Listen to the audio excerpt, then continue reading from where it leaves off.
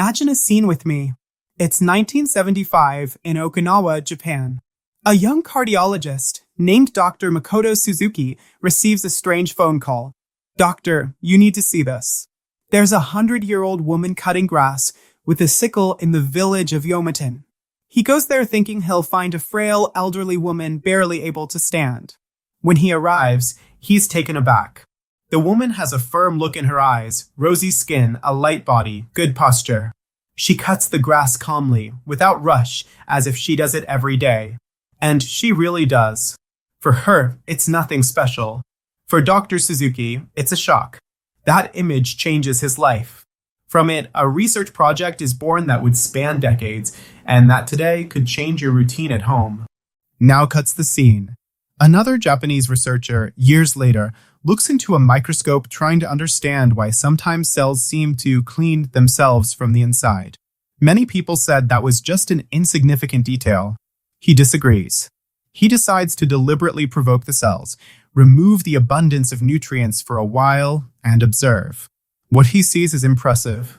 Inside the cell, small sacs appear, like tiny janitors.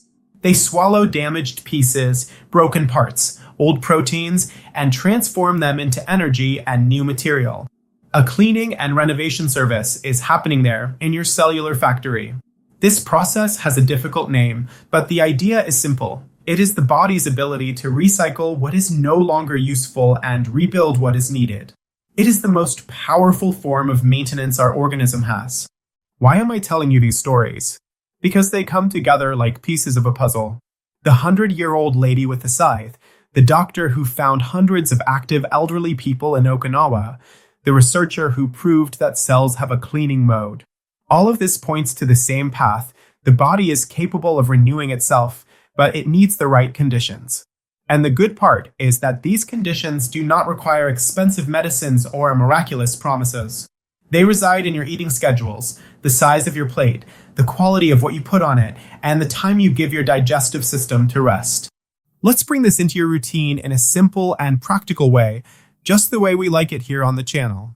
In Okinawa, Dr. Suzuki noticed that those who reached 90, 100, or even a few years old with energy didn't eat until they burst. There is an old custom there, which they quietly repeat before sitting at the table. Stop eating when you're about 80% full. Neither stuffed nor hungry, just comfortable. It may seem silly, but it's powerful. When you stop at this point, you send a clear message to the body. There is food, but not excess. This light signal of economy triggers the internal cleaning team to come into action more strongly. Think of a factory. When the conveyor belt never stops and raw material trucks arrive all the time, no one has time for maintenance. A loose screw remains loose. An engine that needs oil stays without oil. A broken part remains broken.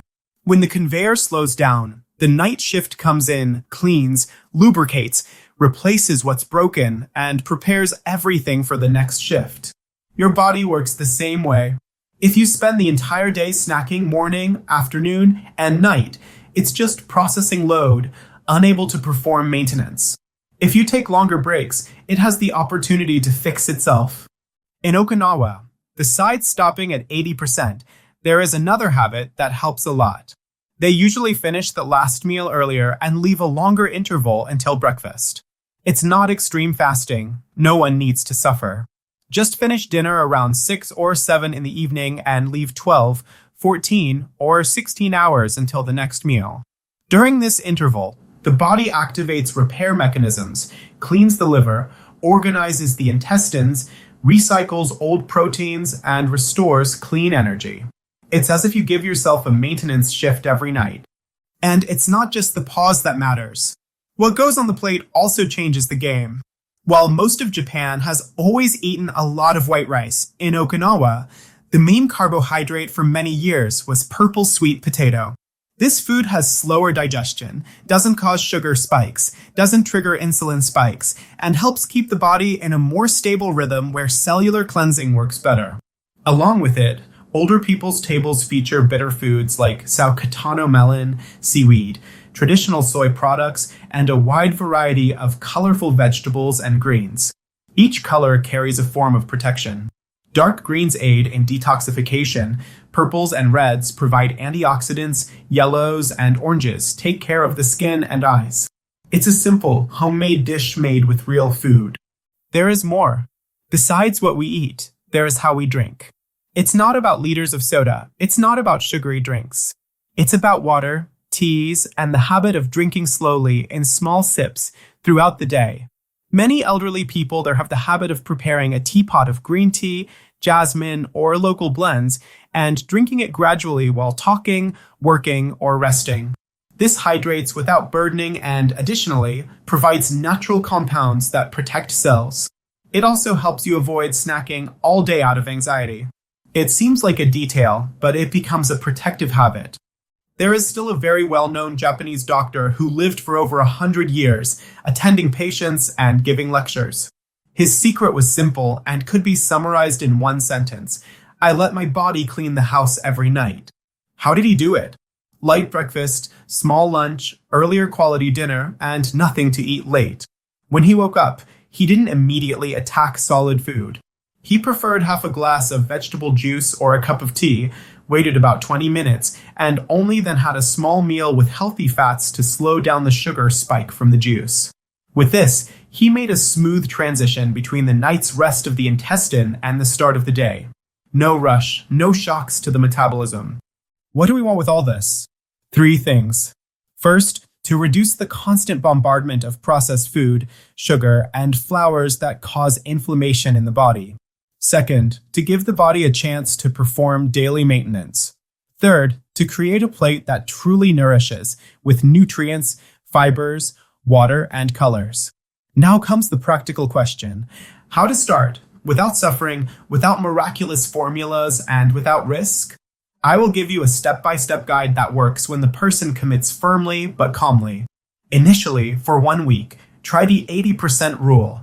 Prepare the plate as always, sit calmly, chew slowly, and ask yourself 2 questions while eating. Am I already comfortable? Am I still eating out of habit? When you feel comfortable, stop. The rest of the plate can become your next meal. No need to go hungry, no need to count calories. It's a mindfulness practice. In the second week, play with the clock, but the right way. Choose 2 days to finish dinner a little earlier, say 6:30 in the evening. From the last bite until breakfast, leave 12 full hours. If you had dinner at 6:30, breakfast at 6:30. When this feels natural, extend to 13, 14, up to 16 hours if your body tolerates it well. During this interval, water and tea are allowed. Black coffee, without sugar and without milk, works well for some people. For others, it speeds things up too much. Feel your body. If you take medication, if you have diabetes, if you have high blood pressure, talk to your doctor before extending the interval too much, okay? In the 3rd week, take care of the beginning of your day. Instead of waking up and eating heavily right away, try a gentle start. Half a glass of vegetable juice or tea or simply warm water with a few drops of lemon, and wait about 20 minutes before chewing anything. Then have a small meal with quality protein and healthy fat, which could be scrambled eggs, a handful of nuts, plain natural yogurt with seeds, or a piece of cheese with less sweet fruits. The idea here is to provide steady energy without undoing the cleansing work that took place at night. In the 4th week, make lunch your elaborate and colorful meal. Roasted vegetables, leafy salads, whole grains if you get along well with them, a serving of fish, chicken, or beans. Season with turmeric, ginger, sautéed garlic, herbs. If you like sweet potatoes, the purple one is a star. If you enjoy bitter flavors, add a little maleo de salcatano, arugula escarole. And if possible, include something from the sea, like algae used in moderation, which bring important minerals. And dinner? Simple, early, and with a gentle pace. A light vegetable soup, a broth with greens, an omelet with sautéed spinach and cooked tomatoes, grilled fish with warm salad. No need for dessert. If you crave something, a small fruit. Finish early, get up from the table feeling light, and do something else. Walk, take a warm bath, read, turn off screens early. All of this helps the body enter repair mode. What can you notice when you adjust your routine this way? In the first few days, many people report an increase in energy in the late afternoon. the time when they previously felt heavy sleep. Night sleep tends to become deeper with fewer awakenings. After 2 to 4 weeks, the mind clears, the mental fog that appears after lunch diminishes. The skin tends to look more vibrant. Clothes start to fit better, even without a sudden change on the scale. Why?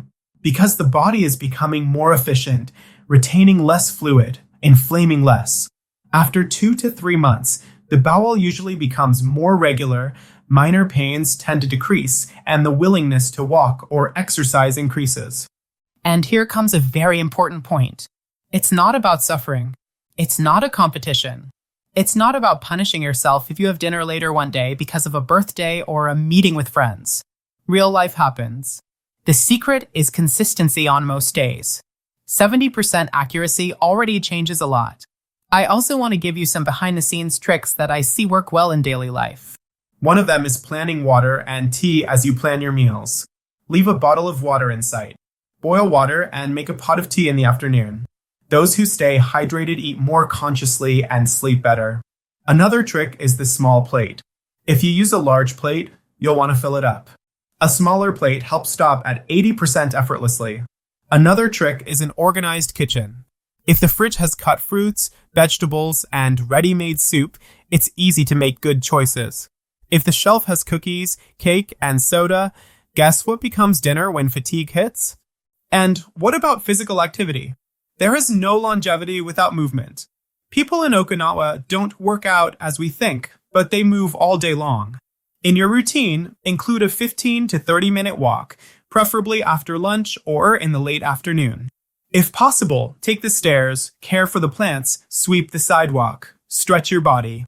Movement helps the body handle the day's sugar, improves sleep, boosts mood, and directly supports the body's natural cleansing process. Let's talk about common pitfalls. The first is turning the fasting interval into an excuse to overeat. Don't fall for that. Fasting is not a license to indulge afterward. The second trap is using sugary drinks during this interval. That disrupts the body's rest and throws you off track. The third is forgetting that each body is unique. Those with diabetes, those on certain medications, or with kidney or liver issues need to adjust everything with their doctor. Don't copy your neighbor's routine. Adapt it to your own. It is also worth a warning about what happened in Okinawa in recent years. As Western ultra-processed food, sugary drinks, late-night snacks, and a sedentary lifestyle have become prevalent, young people have lost the health advantage that older generations once had. This proves that destiny is not in the genes. It depends on what we do, what we eat, when we eat, how much we walk, and how much we sleep. The good news is that returning to protective habits puts the body back on track. It is never too late to start over. Maybe you're thinking, where do I start today? Let's sketch out a model night and morning to make it easier. Today, at dinner, choose something simple, homemade, and earlier. It could be a vegetable soup with shredded chicken. Eat slowly, stop before you're full, get up from the table, and close the kitchen. Prepare some tea. Avoid strong screens before sleep. Turn off the lights, and go to bed at a regular time. Tomorrow, upon waking, drink water. If you want, have some tea or half a glass of unsweetened natural juice. Wait a bit and have a small breakfast with something protein-rich and a good fat. Nothing like starting with sweet bread, cake, or cookies. Save that for rare occasions. For lunch, be colorful. In the afternoon, walk. Repeat. The body thanks you. Over time, you'll realize that it's not fashion or a sacrifice. It's rhythm. It's returning to your body the intervals it needs to repair what has worn out throughout the day. It's like cleaning the house a little every day instead of waiting for the dirt to accumulate. The results appear in energy, sleep, mood, improving test results, clothes fitting better, and readiness to plan for the future. I want to emphasize something I always say here. Information is power, but responsibility too. This content is educational. Each person has a health story. If you use controlled medication, have a chronic illness, or have undergone surgery, bring these ideas to your doctor and work together to find the best way to apply them. And if you care for an older person, help with kindness. Small changes made with patience transform life. If these stories from Japan touched you as they touched me, Take that first step today. Finish your dinner a little earlier. Drink your tea. Sleep well. Start the morning slowly and mindfully. Observe your body over the next few weeks. Note improvements in sleep, digestion, and mood. Celebrate each sign. You are not chasing perfection. You are building a longer, higher quality life, one day at a time. If this video made sense to you, share it with someone who needs to take better care of their health. This is Edu Rodrigues from the channel Edu Health Tips. I read comments with care. Tell me how your routine is, what you will try first, what your biggest difficulty is. Leave your like, subscribe, activate the bell. We stay together with simple, practical information that fits into real life. A big hug and see you in the next video.